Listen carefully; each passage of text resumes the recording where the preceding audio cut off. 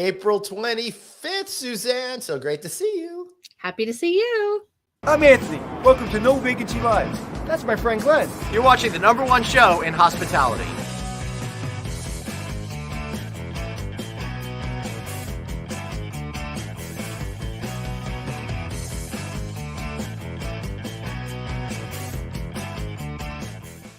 Hey, everybody. Welcome to episode 623 of No Vacancy Live. Why do I know that? Because Dr. Producer Stan told me so. How are you today? I'm fabulous. Thanks for having me with you today. It is so great to see you. Anthony Melchiori is out on assignment today, as they say. I always find that suspicious when they said that on the evening news, but he is out on assignment. So he'll be back with us on Wednesday. Until then, you got two great shows with myself and hopefully Dr. Producer Suzanne over there. How are you doing this today? How was your weekend?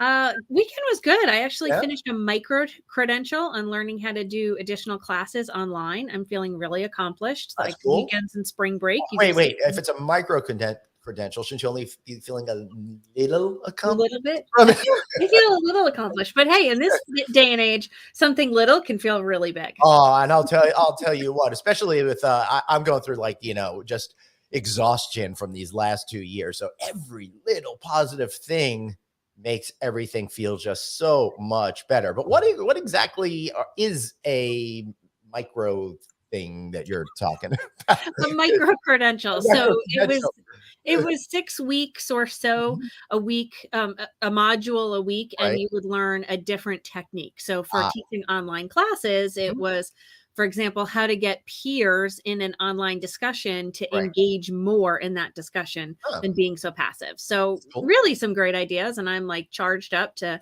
how can I get it going in my summer classes and how can I tweak my fall classes? That's pretty cool. I love it. I love that my wife is doing some of that continuing education as well. And it's so important. And I think that's why a lot of you tune in here to No Vacancy Live every day, because we are like your continuing education. I don't know if we're going to roll up to the level of micro accreditation or something like that. But hey, you never know. You never know, as my grandmother would say. You don't know until you know, right? Another big saying here on Long Island, what will be, will be. Very true. We do that one a whole lot. All right. But one of the things that we do need to learn about is really how to drive revenue in 2022, Suzanne. And I will tell you, the dynamics are changing. The rules are different. Everything that used to be beforehand seems to have upended, right? It has. And honestly, this is where I get my revenue news because I'm not a GM anymore. And so, as you say, it's upended. It's changed. And this is how I learn what we need to know. Yeah. Cool. Awesome. I love it. So to help us with that, we've got our good friend Cesar Wurm, for a VP of Commercial and Revenue Manager, CMH over at IHG. A lot of initials there, Cesar. How are you, sir? Doing great. What about you? Doing great. It's so good to see you. So for those of you who don't know, producer Dave is now the general manager of the Even Hotel Midtown East. So in honor of him, we've got that in the background. And the reason why it overlaps so nicely, Cesar, is because he came into this property in charge of revenue management, for example, right? That is correct. Yeah, did a fantastic job. And now, just keeping elevating it. That's awesome. Yeah. So if you guys have any questions about revenue management and where we're going, Cesar makes sure that all of the hotels that are corporate managed are taken care of. So Cesar, I want to get into some of the nitty gritty, but big picture right now across your portfolio, what are you seeing when it comes to maximizing revenue in 2022? Yes, Glenn, as you mentioned early on with Suzanne, it's truly refreshing to see what we're experiencing right now. Over the last couple of years, we had little bursts of, strong performance. Right. But it was always a give and take. You had a really strong summer, then we had Delta, and then a good Q4, and then certainly Omicron hit, and hotels had a not so great January. February was better. In March, we saw fantastic performance. Yeah, so let me just say anecdotally, Cesar, the second the mask came off in New York, producer Dave said reservations shot up almost instantaneously. Crazy. Yeah. Yeah. So please continue. No, and that's awesome, because what is what data is showing us is that right now it really seems to be growing and growing in a sustainable way. So that's very refreshing for everyone, right? For our owners that are seeing healthier bottom lines, to your point, for our hoteliers, our colleagues, just getting that boost of energy, seeing guests and seeing, healthier revenue. You're getting to yield and really seeing what we used to see and why we joined this industry, right? Just all that energy, that and all that great excitement that comes along with it. So it's very good to see, and data is showing us that this is hopefully will be sustainable and continue to pace up in a very healthy way. Suzanne? I was wondering, with the recent announcement on the mask mandate on airlines, did you also then see an uptick, or is that still kind of questionable right now with what you're seeing for your pickup? Yeah, we continue to see improvement. We haven't seen, a big jump per se, just because I think people are already kind of traveling, right? I don't think many people did not travel because they had to wear a mask. I think certainly, it make it easier, more pleasurable experience traveling. Even when I came in California right now, and you could see just when they dropped the mask mandate, less than 50% of people wearing masks in the airport and planes. So people really go according to their preference. But yeah, we believe that people already were out there, out and about, and we definitely continue to see. I think what really shows the recovery is healthy is that we're seeing the gap between production pre-pandemic to now between business travel and group really closing in. So that really shows that things are truly coming back. Yeah. Are you seeing group coming back immediately, or is it for a little bit in the future? Because you can't just necessarily get a group to schedule overnight, like a transient trip or a business trip. Yeah, it's a mix, Glenn. Certainly, we're seeing a lot of demand short-term groups, smaller scale happening now. I mean, our hotels are seeing a great amount of leads. You're seeing anywhere close to 100 leads per week, depending on the location. Some of the hotels are. So it's really, people really want to get back to doing business. Wow. And you're seeing larger, medium-sized conferences really booking into late Q2, early Q3 and Q4. And what I'm speaking about is really groups of 500 people, right? Self-contained, right? Not the associations and trade shows that have been happening, as you well know. But the self-contained large groups is definitely coming back, and that's very reassuring. It's exciting to see. Yeah, it sure is. And again, I'm going to speak anecdotally because I don't have the numbers in front of me, but being that I appear to be in Las Vegas way more than any human being who doesn't live there should be there, I've noticed a definite uptick in events there. It's getting busier. I see more of those corporate people, and I know the corporate people because a lot of people forget to take their badges off and they just walk around with them all the time, right? I see it in New York City. I see it everywhere. And then also, I'm going to different conferences around the country, and I see other events taking place while I'm there. So I'm definitely seeing that resurgence in events. What about that business travel component? Are you seeing companies get back out there and saying, hey, listen, if we're not out there, we're going to lose out? Yes. Yeah, it is definitely coming back. The gap is getting to the, depending on the location, you're talking about single digits to pre-pandemic level.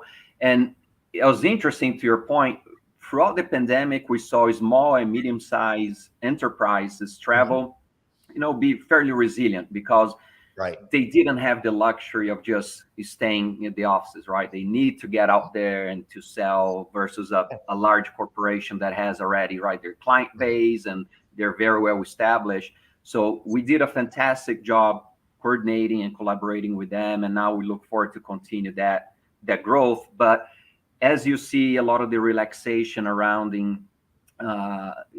restrictions, and to your point, Suzanne, on, removal of mask requirements for most places or locations, even international borders lifting some of those restrictions, you start seeing corporations, especially the large ones, opening up their own restrictions and really encourage people, hey, as long as you're doing business in a responsible way, right? You're being conscious of the environment, and also if the trip makes sense, go out there. There's no more that hold back. So we're definitely seeing that, Glenn. Nice pickup.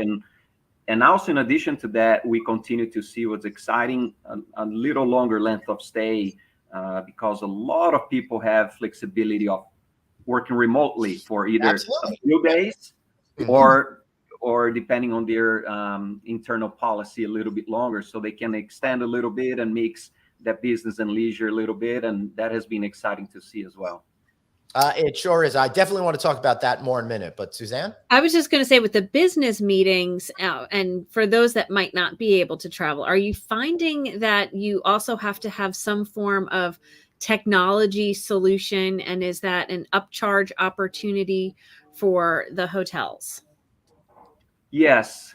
Yes and no. So yes, we do have that solution we've had throughout the pandemic and has been used to a certain degree, but we're not seeing that appetite to continue for the most part, because I think what we realize is that, you know, a small group like this, like we're talking now for a short period of time, this works perfectly, right? The technology, it's easy, but it doesn't replace sitting down with your teams, spending time together, collaborating, that energy. Right. And it's also not helping me build a rapport with you if I want to have a relationship with you. That's something more than this screen, you know? Yes, exactly. So yes, the technology is there, the functionality is there. We do utilize it. But as of now, you're not seeing a big appetite. People continue to do business that way for, you know, large meetings or an extended period of time. So for the short meetings, the small meetings, yes, and allow for, you know, revenue opportunity. But certainly you can see the appetite of people want to be face to face and spending time together. Oh, I see it like crazy right now. Everybody is jonesing to get the heck out of there. Suzanne, did you have another question, or do you want me to? No, go ahead. All right. So I'm curious, a couple of things. One issue that I just thought of right now is I keep hearing pent up demand, right? And all of that kind of stuff. What happens a year from now, right? Everyone forgets that pent up demand means a surge. Yeah. How do you predict things are going to change a year from now? My guess is that will ebb and you'll see other areas fill in. So what is your hunch right now, thinking ahead to that? Sorry to jump so far ahead in time with you, but I know you're already thinking about this. Yeah, you know, it's I guess your guess is as good as mine. If I have to give my best guess based on what we are seeing, is that we'll continue to see some level of strong leisure demand, but to your point, it could be a little bit, you know, more managed from a demand perspective, meaning last summer was really strong. This summer is going to be really strong. The question is, there's going to still be an appetite to really get out there.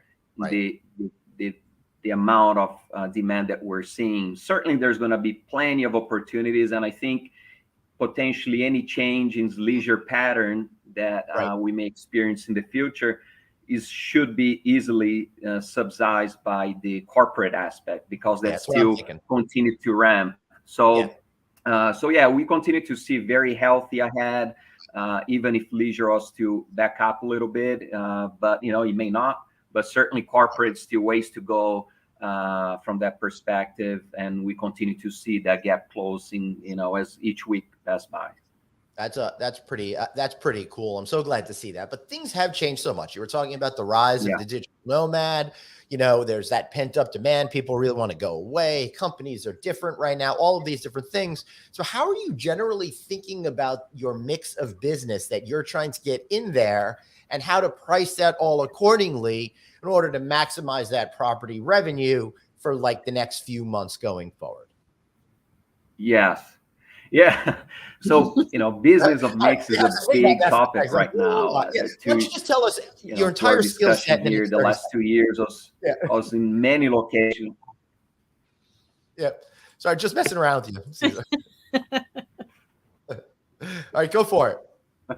Sorry, you, No. sorry, Yep, you're breaking up a little bit. I'm not sure if okay. it's mine, but yeah. We'll just blame you, So if I Cesar, hear 'cause we correct, don't- you're asking about business mix.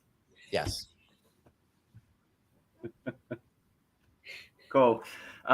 Yeah, so it's exciting right now. A lot of our markets, we're seeing, very intense conversations about business mix because Mhm. the last 2 years wasn't so much about it, right? Certainly, Right. clearly, we had destinations where you have, strong leisure resorts. Those markets did really well, and business mix was always on top of mind. But for a lot of central business districts, big urban areas, that wasn't the luxury we had, right? It was about survival and making sure we're getting as much of that demand that made sense for us. And now, to your point, we're being back and making sure we have the best possible mix that we can. So you're talking about length of stay, pattern management, of course, room type. And that's something that IHG, we did a big project throughout the pandemic where we are selling now based on attributes. So it's not so much about the room type, but then also what one specific room may have that we can get an additional revenue stream, but also provide a better experience for the guest. So that is something that is very important that we continue to do that way. And then certainly also our loyalty relaunch, actually, that we did, IHG One Rewards, a big investment we've done. And that's really focused on ensuring that we're focusing on more direct business to contribute to that, business mix, and certainly, have a closer proximity with our members. That's cool. So how yeah, and how do you think about it in terms of how much should we have of group right now versus leisure, and we should be patient maybe on leisure because they have a shorter booking window? Could you just give us a little insight as to how you process that and think about that, if not necessarily specifics, because we're talking about generally, not individual hotels? Yeah, sure. Right. Yeah, so many markets behave a little bit different, right, to your point. So you have markets where you're seeing very healthy group demand, which really allows us the opportunity to be more careful, ensuring that we're building that puzzle in the correct way. Some markets a little bit more reliant on that leisure that's still very strong and really allow us to yield that ADR extremely well. But then also it depends. One thing that we're seeing now that is refreshing is that banquet and catering contribution that really has been lagging for most of the last 2 years. And that's a very important source of revenue that also, you help to bring staff back and get the vibe in the hotel and really allow that optimal flow through. So, it's really having that good strategy that is specific for that hotel, for that market, and ensuring, to your point, that no matter what segment or channel we're getting from is really allowing us the best possible performance. So that's something that all the hotels talk, on a daily basis, business reviews, and definitely strategy conversation that is top of mind for everyone. Right. Susan. And you probably see that as well, right, Glenn? I know. Oh, sorry. And I was just saying, we like our guests to talk. Keep going. No, I was just going to say, sorry to interrupt, that even on your travels, you probably see that, right? A lot of the, whenever you're not doing a conference, that you get a comp room, but when you travel for leisure, you can see that, the behavior and how hotels are positioning themselves, has evolved over the last few months for sure, from their offerings, from, ability to have a prepaid rate that people feel more comfortable nowadays. So, it's interesting to see that is evolving fairly quickly. Is that? So my question really looks at how things have changed in the way in which revenue management has been done, specifically through the pandemic, where it wasn't just your rate strategy, but to your point, your catering. And in most instances, catering and food and beverage was also incorporated there, but the whole sense of revenue management as a whole to the operation. How has that position or responsibility changed with your revenue manager? And what does that turn into for required skills for those looking to be revenue managers now? Ooh, good question. Wow. Yeah, that's a good question. Wow, it's a lot. So a It's all couple right. of We got some things. time. I think number one is not so much about. I'm sorry. Said we got time. We're just joking around for you. So it's not so. Oh, great. No, that's good. I want to make sure my connection is good. So it's not so much about just having that technical skill, the know-how of how to revenue manager per se, the systems, but also to your point, Suzanne, how to have a big picture view of the hotel. So it's not only specifically the room revenue, but okay, how do we incorporate everything and where the business is coming from, the cost of acquisition. So it's really a very holistic perspective.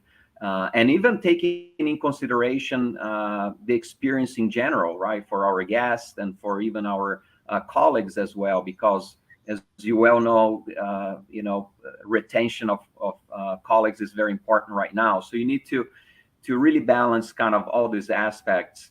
One, technology continue to evolve as well. So I think one thing that's very positive is that not only our hotel company, but every hotel, every industry is always relying on AI to really, and machine learning to really help us to have the best optimal assumptions and data to make decisions. So that help us to become more accurate, and especially now that we're seeing the last few months of really good, reliable data. That's not so much stop and go type of production. So that is really helping us with our forecasting accuracy, which to your question helps everything, because if we can forecast in a fairly accurate way, that help us with ensuring, hey, are we really getting the optimal business mix? Are we getting the best revenue from F&B perspective? And then, of course, allow us to hire, right, to support the demand.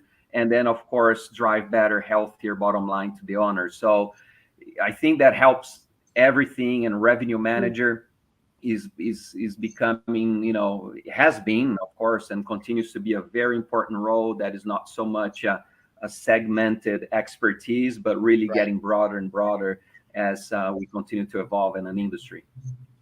So I've got to drill a little funky deeper from back in my CMH days. You mentioned AI as being important, right? And so we relied very heavily on Hero and Holodex to give us information based on our data. However, with the pandemic, because it was such a disruptor, it was a special event, but it wasn't like a special event you could load in all the time. So how, from a strategic standpoint, did you all look at how do you make those adjustments to now determine whether you rely on historical data or not? Wow.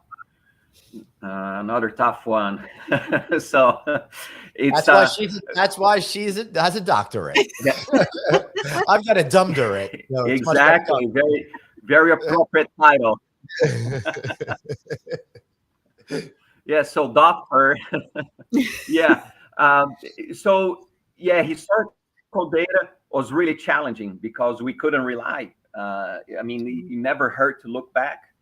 But we're in a completely new territory that we couldn't rely just on historical data because it didn't apply.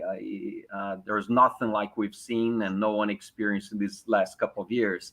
But certainly what helped a lot was looking at also markets from a holistic perspective. So you start looking from how a market's looking from everything, right? From airline demand, drive market. And so you start seeing other macro type of data points that can help support one or two assumptions that you may have to really ensure that, hey, are we truly optimizing what may happen? And, if this doesn't happen, what can we do? So it's always just making sure that we're just not so fixed, not only in our data, that's very important, but also looking at markets and trends. Are we gaining performance versus our comp set historically and forward looking? If yes, great. If not, hey, what can we do differently? And how is the market doing from a demand generation, spend in the cities, retail, office occupancy, you name it, just to kind of get a holistic view and really ensure that we are positioning the best as we can on what is expected to come. And then lastly, it's important to stay nimble, because a lot of the assumptions were wrong. They change patterns, they change as unexpected. So it's just make sure that we stay nimble and ready to readjust as needed. Yeah, for sure. So, Suzanne, it's interesting what he's saying is that since your time there, technology has really come so much farther along that you're no longer relying on just that historical data, right? Cesar, you've got all of this other insights and understandings that make it so historical data is only one small portion now compared to being the entire pie that you would look at, giving you much better insight and being able to move those prices in much more scientific manner and keep on top of them. So I think that's really interesting. What are you seeing in terms of markets out there? What markets are you most bullish on when it comes to profitability? And which ones are you still have more concerns about they're lagging behind? I'm thinking, New York's probably a little bit slow, and anything with a beach is probably doing amazing. What do you see? I wonder if he lost us. Yes. Oh, there we go. Yes. Sorry, Glenn. You broke up for me. So what was the question? I'm sorry. It's nothing personal. It's me. It's not you.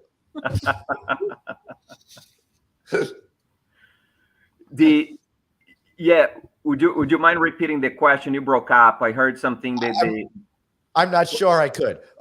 The markets, in your estimation, what are some of the ones that are doing the best right now? And what are the ones that you still have most concerns about right now? Got it. Understood. Thank you. So thankfully, most markets are really rebounding and showing great rebound. To your point, and the question is, the resort areas on the coastal markets did really well throughout the pandemic, continue to do well. But certainly what we've seen over the last 6 weeks plus is that even the major urban markets where you had the central business districts they've been trailing certainly the interstate markets, the secondary and tertiary cities. We're seeing very strong demand, really very close to 2019 levels, some ahead. And the beautiful thing is that a lot of these markets also, we're noticing that even with rates with inflation adjusted, they are outpacing 2019. So to your point, given any major change in markets or demand rebound, I don't see any red flags, because even the markets that were trailing back quite a bit, they're picking up nicely. So it's definitely looking the right direction right now. That's cool. All right, I got another question for you, very separate than what we were just talking about. When you've got that property mix you're looking at, and you've got that meeting space, how much control would somebody like you have over setting room rate? Because don't they tie into the room rate based really on how much food and beverage they think they're going to get and all of that kind of stuff? And what does that mean for you when you have to fill up the rest of the hotel with the right price? Correct. Yeah, you're exactly right. You certainly, when you get a piece of group, right, a piece of business, you're looking at from a big perspective. Of course, room rate's very important, as you well know. It has great profitability, but certainly, what else this is bringing to us, right, from an F&B contribution. Right. Room rental, that also has been very nice uptick in production. I see a comment here that someone mentioned RevMax meetings, and those meetings takes place where you really discuss a piece of business for a specific hotel, and how you optimize, make sure, hey, is this the right pattern or not? And especially with group, what is really important is if you can find the nice pattern of arrival, so you can ensure that you give continuity to your market demand, and really kind of get that nice even length of stay. So then you optimize everything. You optimize the outlets, you optimize the group, the banquet and catering. So yeah, that's very important to look at a holistic way and see, based on the customer needs, how we can make that budget work that still provide us a good productivity from a financial standpoint. So that kind of makes me bridge to another topic, because really you're talking about revenue per available customer at the end of the day, right? So how are you starting to think about the individual worth of a customer to the hotel that they're coming to, as opposed to specifically what they're paying for in the room rate? And are you able to do that? Yes. Great question and great topic. So that's why, for example, our loyalty program is so important. Because with our loyalty members, for example, it's fantastic, right? Because you have great access to their spend, and it's proven that not only IHG members, but any hotel company members, they spend more than non-members. So you certainly want to ensure that you optimize performance to that level, that you provide great value proposition to them, so they could keep coming to you and spending, because then you can see all their spend, not only the room rate, to your point, but how much more they're spending with you. Also, it's important that we, as a hotel company, provides cater to their needs as well, right? And facilitate that spend where they see, hey, there's a great value for me if I spend money here, if I spend more here. So there's a win-win there to, we're generating more revenue, but also they're getting more value. And that is something that we focus a lot on. And of course, technology evolves, right? So from our app, we're going to get a new app being launched very soon. We're actually beta testing that, supporting the IHG One rewards. And that type of technology really provides additional insight as well as to what's being spent, and help us guide to make better decisions. Yeah, speaking about making better decisions, Gordon Storm is curious how inflation is affecting your forecasts, and I'll add decisions as well. Yes. Yeah. Aren't you happy you came onto the show, Cesar? You're getting all this, the real softballs today.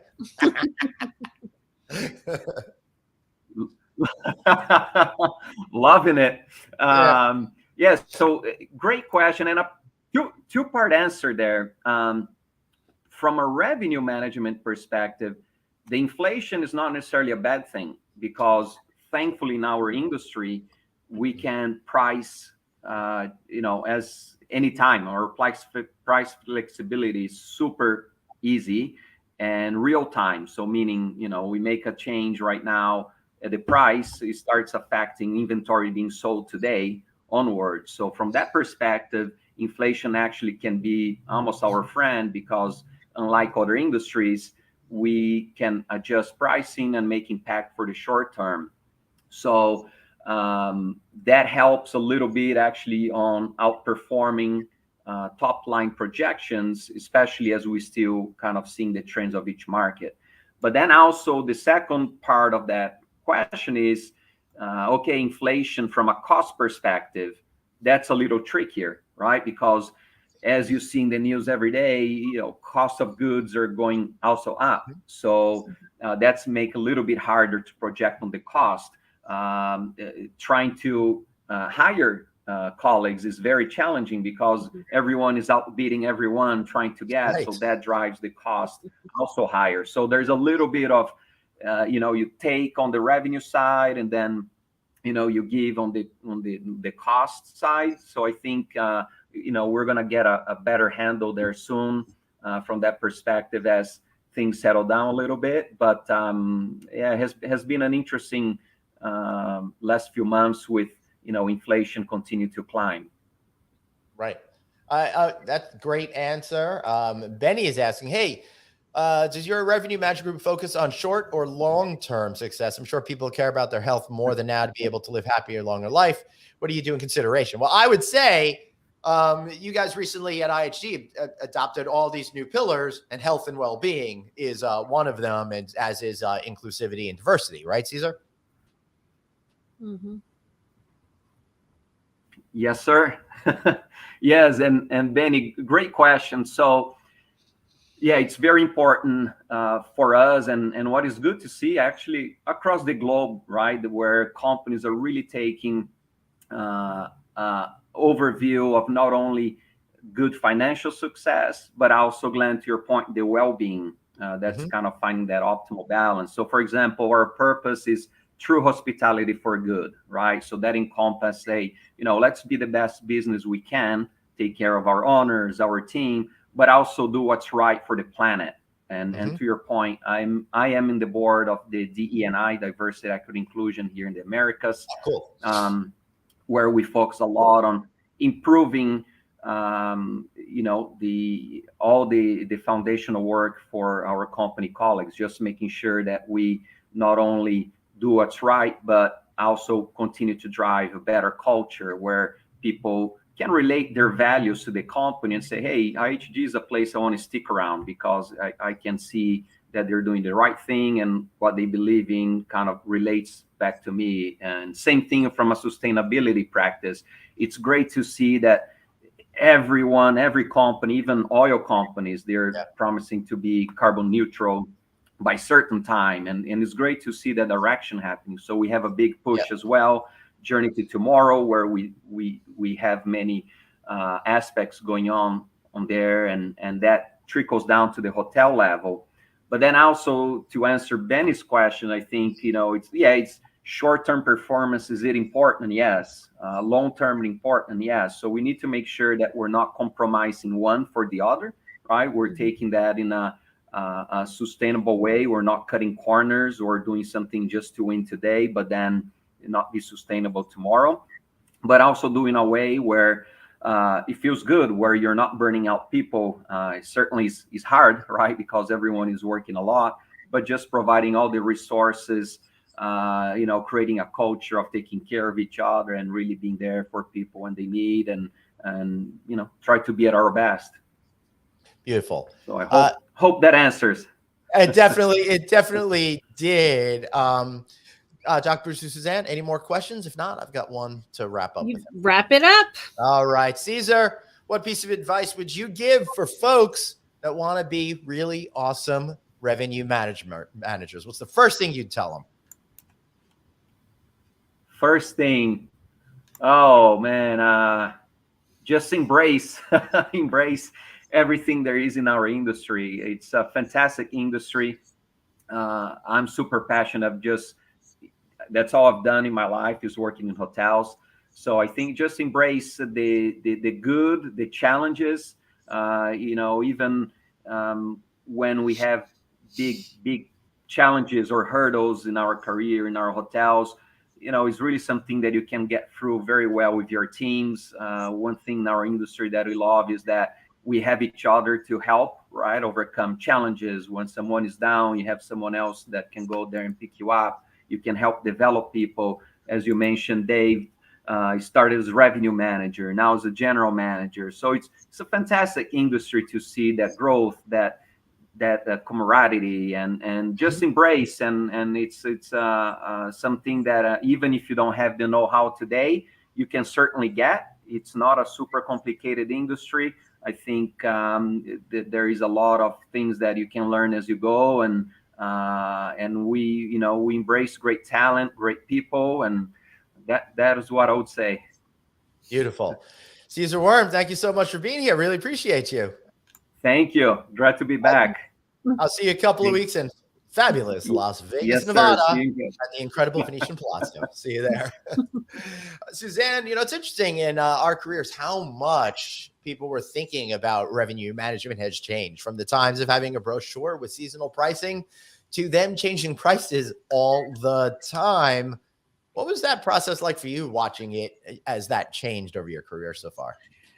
Well, I would say I remember back when like Hampton Inn, you could only change them like once a month, and I remember coming from IHG to be like, "What do you mean once a month? Like how do you like Right. manage that?" Like, so for me, I learned from two dynamically great revenue managers, Mhm. Karen McWilliams and Kim Barber, and really learned it. Did the RevMax meetings at our Holiday Inn in Boston, and really started to understand the intricacies of it and looking at the history and what that meant. So for now, Mhm. really taking that history and throwing it out for a scrapbooker, that's like throwing valuable information out, but Yeah. that's how it's changed. Mhm. And so to really get on board to how we now need to move forward post pandemic is going to be continuously fascinating, because I think even a lot of the data that Cesar had mentioned that